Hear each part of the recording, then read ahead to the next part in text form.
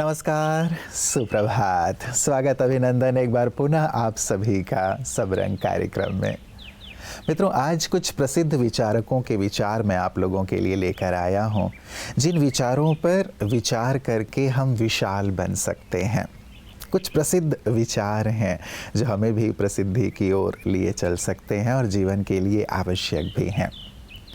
पहला एक नियम है मित्रों, मिस्टर मर्फी के द्वारा दिया गया। वो कहते हैं कि जिस चीज़ से आप सबसे ज़्यादा डरते हैं, उस चीज़ के होने की संभावना आपके जीवन में सबसे ज़्यादा होती है। और ये बात सचमुच पते की भी है और गहन भी है। जब मैं ये पढ़ रहा था तो मुझे एक बात ख्याल आई कि एक 25 वर्ष की महिला को कैंसर, ब्रेस्ट कैंसर हो गया। उसके पूरे ही परिवार में, पूरे ख़ानदान में किसी को नहीं हुआ था। देखा गया 25 साल में ये कैसे हो गया, और कई प्रकार से इन्वेस्टिगेशन किया गया।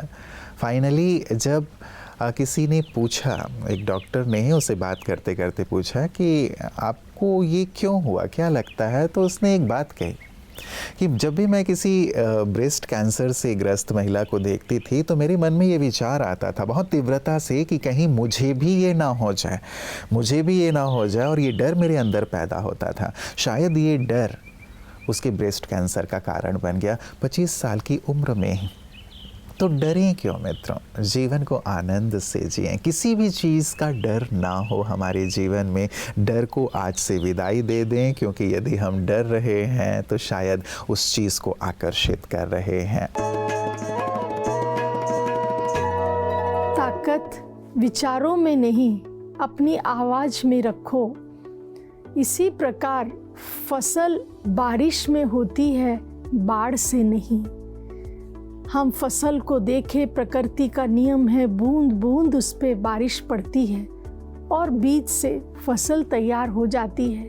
इसीलिए कभी कभी हम सोचते हैं कि बहुत जोर की आवाज़ से हम अपनी बात को कह पाएंगे, लेकिन ताकत तो हमारे मन के विचारों में होती है। और जब वो ताकत शब्दों में पिरोई जाती है तो वो कभी कभी ऊंची आवाज़ से भी ज़्यादा अपना कार्य करती है।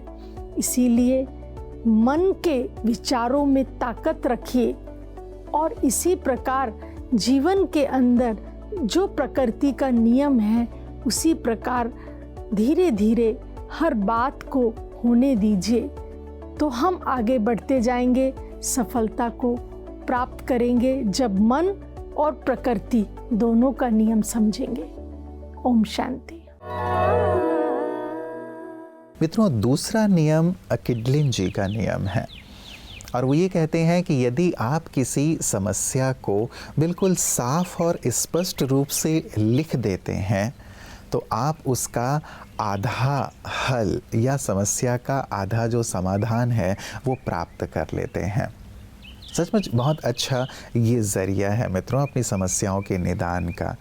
जर्नलिंग या लिखना, डायरी लिखने की आदत रखना, ये कई बार हमारी जो समस्याएं हैं उनका निदान वहीं से निकल के आ जाता है।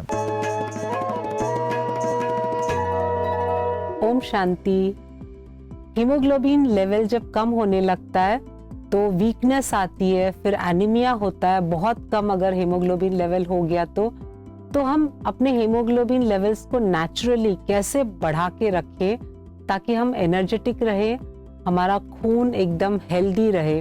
उसके लिए सबसे बेस्ट दादी का नुस्खा है बीटरूट का जूस ज़्यादा फायदा करता है। तो आप बीटरूट का जूस ऐसे ही आप पी सकते हैं, दिन में कभी भी आप पी सकते हैं, पर ध्यान रखें शाम के बाद कोई भी जूस नहीं पीना चाहिए, तो सुबह के वक्त ज़्यादा फायदा करता है। तो नंबर 1 है बीटरूट जूस। सेकेंड ऑप्शन है जहाँ पे हम पालक और गाजर को मिक्स करके जूस पीते हैं, जिससे हीमोग्लोबिन के लेवल्स बढ़ते हैं। और तीसरा दादी का नुस्खा है जहाँ पर हम बीटरूट का पेस्ट बनाकर, यानी कि बीटरूट का छिलका निकाल के उसे मिक्सी में अच्छी तरह से पीस कर उसमें थोड़ा सा गुलकंद अगर मिक्स कर लें, ये बहुत ज़्यादा स्वीट लगेगा खाने में, लेकिन इससे भी बहुत जल्दी हीमोग्लोबिन लेवल्स बढ़ते हैं। तो ये दादी के नुस्खे जो बहुत सेफ है, कोई साइड इफेक्ट नहीं है, इन्हें ज़रूर आजमाएं, अपने हीमोग्लोबिन लेवल्स को बढ़ाएं और हेल्दी रहें। Stay fit, stay healthy. ओम शांति। तीसरा नियम मिस्टर गिलबर्ट के द्वारा दिया गया है मित्रों, और वो ये कहते हैं कि जब आप कोई काम शुरू करते हैं तो उसे बेहतरीन तरीके से अंजाम तक पहुंचाना आपकी जिम्मेवारी है।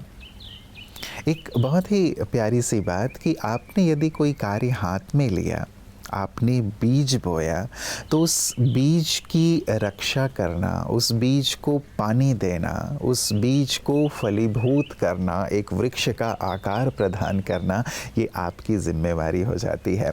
और यदि आप इस जिम्मेवारी को लेते हैं मित्रों, तो सचमुच आप शिखर की ओर चलते हैं।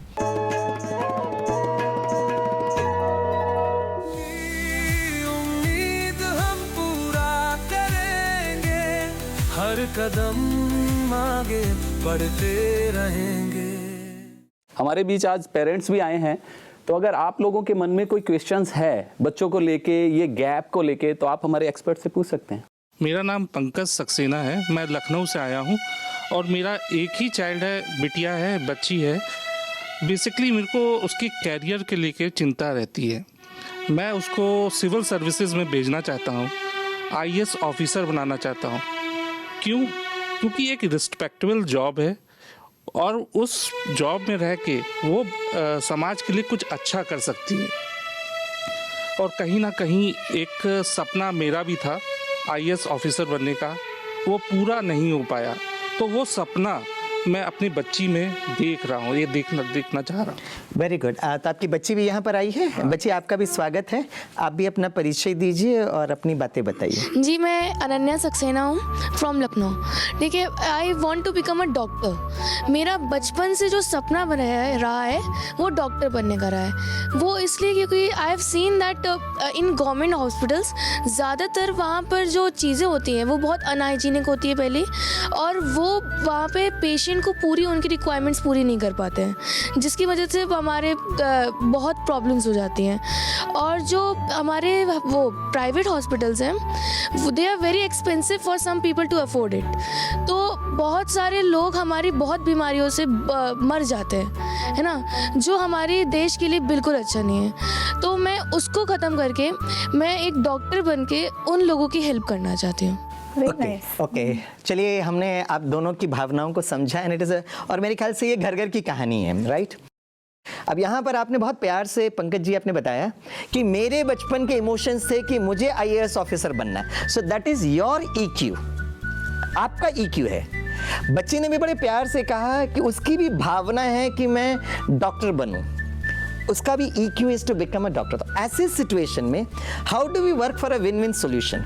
तो मैं पापा को रिक्वेस्ट करूंगा कि बच्ची को, क्योंकि उसका इमोशंस है, उसने वो संस्कार को कैरी कर आए हैं, तो उसको MBBS बनने के लिए अगर आप गुड विशेस दें, क्योंकि आपका दोनों का अंडरलाइनिंग थॉट था कि देश की सेवा करें, as a doctor also she wants to do the सेवा, the emotions is the same, but nevertheless मैं पापा को खुशखबरी दूंगा कि आप निराश ना हो, बच्ची MBBS करे, और MBBS करने के बाद आजकल ऐसे बहुत सारे ऑप्शन है कि MBBS के बाद भी आप IAS बन सकते हो, राइट।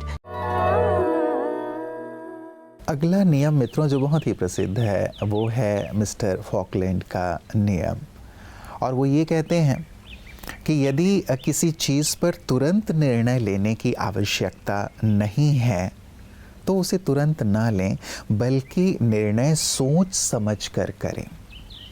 क्योंकि तत्काल लिया गया निर्णय यदि बहुत ज़रूरी नहीं है, तत्क्षण लेने की ज़रूरत नहीं है, तो अच्छी तरह पहले आप विचार कर लें, उसके बाद फैसला करें। चाहे वो छोटी से छोटी बात ही क्यों ना हो या बड़ी से बड़ी बात ही क्यों ना हो, क्योंकि जब आप बहुत अच्छी तरह से विचार करके सोच समझ के कोई फ़ैसला करते हैं तो वो ज़्यादातर सही ही होते हैं, और तुरंत कोई निर्णय लिया गया होता है तो वो ज़्यादातर गलत ही होते हैं, जो हमें पश्चाताप की ओर लिए चलते हैं। तो हम निर्धारित करें कि मुझे पश्चाताप की ओर, असफलता की ओर चलना है या फिर खुशनुमा और आनंदमय भविष्य की ओर चलना है जिसमें सफलता ही सफलता है। आपके निर्णय इस बात को तय करते हैं। श्रीमद् भगवद गीता मानव जीवन के लिए सदा काल के लिए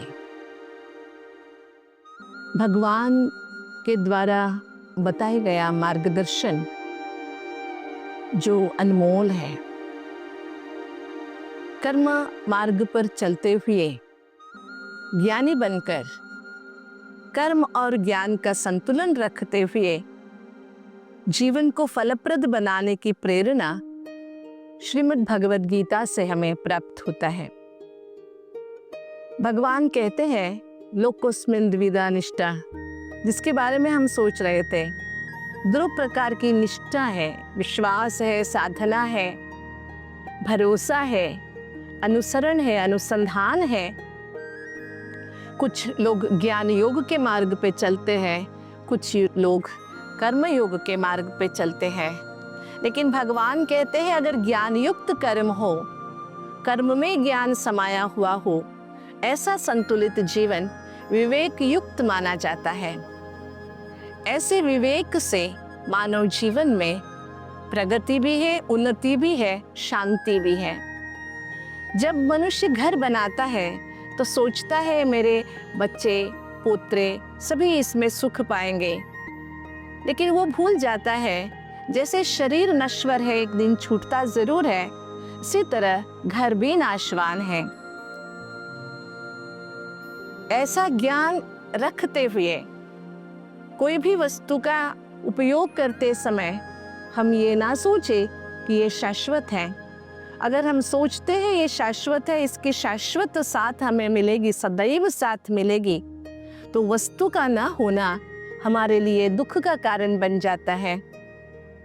इसलिए भगवान हमें कर्म और योग को साथ में रखते हुए ज्ञान युक्त कर्म करो, कर्म में ज्ञान समाये रखो, इसकी प्रेरणा देते हैं।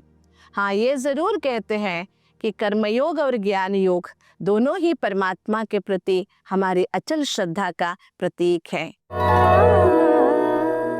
मित्रों, अगला नियम मिस्टर विल्सन के द्वारा दिया गया है, जो भी बहुत प्रसिद्ध है, और वो कहते हैं कि यदि आप ज्ञान और बुद्धिमानी को प्राथमिकता देते हैं तो समृद्धि स्वतः ही आपके पीछे पीछे आती है।